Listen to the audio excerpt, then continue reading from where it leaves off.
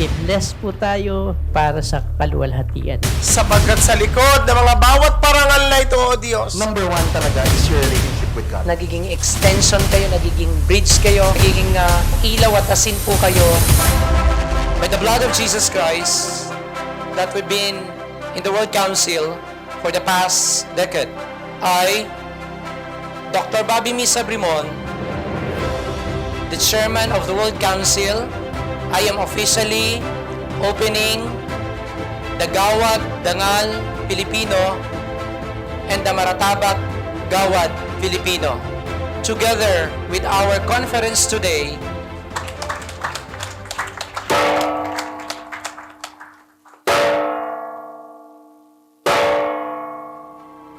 once again, congratulations! Dangal ng Maharlikang Pilipinas, sa Diyos ang papuri!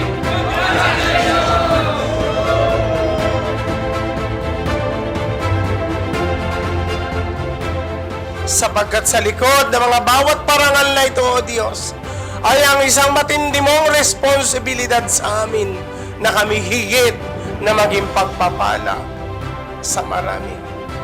Sa pamamagitan ng mga parangal na ito ay magiging inspirasyon mo upang kami patuloy mong gamitin sa mga mas mahihina at walang-wala. Ang pagkagawad natin ng karangalan ngayong hapon ay pagsasabing iniiwan ko ang aking sarili at ang aking pamilya alang-alang sa paglilingkod sa aking kapwa at sa aking Panginoon. Dahil sa Lord, bibigyan tayo ng karunungan kung paano tayo maglilingkod ng tao. Magpasalamat tayo sapagkat ngayong hapon, i-award po tayo, i-bless po tayo ng mga certificates at ito po ay para sa kaluwalhatian. it is indeed our duties and responsibilities not to give you conferences, trainings, educations. You are not here because of anyone and everyone. You are called by God to be a good example, to remain in the Lord, and to be a salt and light.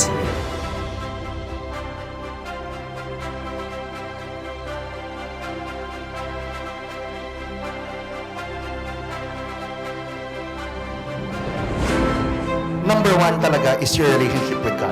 So, napaka-importante yan. Yung joy, yung peace.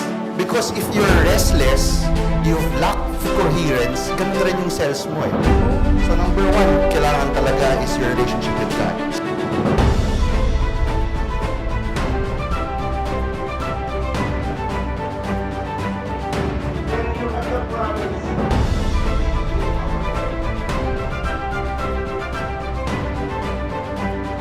I'm Dr. Sorna Felices Castillo. I'm Lady Queen Ambassadress Universe Philippines Grand Winner 2024. Thank you, World Council, and more power, Ambassador Dr. Bobby Misa Brimon. Hello everyone, I am Francesca Lorraine Aureliano, a holistic practitioner and a graduate of Bachelor of Science in Accountancy.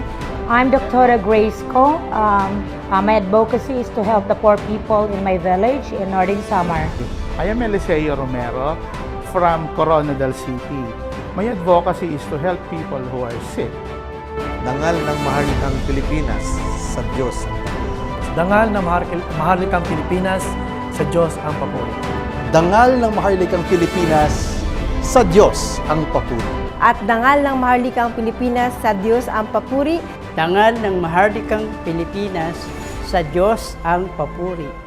Dangal ng Maharlika ng Pilipinas, sa Diyos ang papuri. Dangal ng Maharlikang Pilipinas, sa Diyos ang papuri. At dangal ng Maharlikang Pilipinas, sa Diyos ang papuri.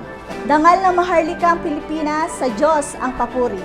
Dangal ng Maharlikang Pilipinas, sa Diyos ang papuri. Dangal ng Maharlikang Pilipinas, sa Diyos ang papuri. Dangal ng Maharlikang Pilipinas, sa Diyos ang papuri. You are not just only the benefactor. Lahat po ng ginagawa nyo sa loob ng World Council, silently ang nakikinabang po lahat niyan. Kapag kami nagpupunta ng bundok, kapag kami tumatawid na ng ilog, napuputikan na yung aming mga paa, nagiging extension kayo, nagiging bridge kayo, nagiging ilaw at asin po kayo in behalf of our team. Dangal ng